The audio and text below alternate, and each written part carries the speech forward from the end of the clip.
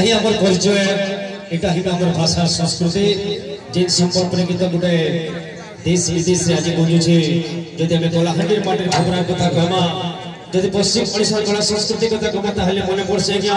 हमर परंपरा हमर संस्कृति हमर बजा हमर गीत हमर खान हमर बालवा शान के जेटा कि संबलपुर शीतल षष्ठी कथा जदि कहमा कि बरगढ़ धनु यात्रा कथा कहमा तो हेंता गया बहुत गुड़े गीत अच्छे बहुत गुड़े संगीत अच्छे जेंटा के सब बेले हमको नवा नवा लगी थी सब बेले निजर करी थी तासो आ गोटे संबलपुरी गीतर जबरदस्त धुन रे नाची जिमा झूम जिमा गीत मार्केट रे जोटा चल छया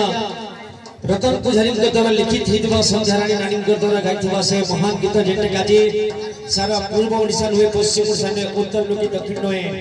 देश विदेश से देशर पूरा अनकोंटे के बाजू छे आ सही गीत रस जाबू डाली रे फरमाइश गीत सही गीत के नेकरी असमे मजन के ताकि सही गीतर सुर ताल दे अपन को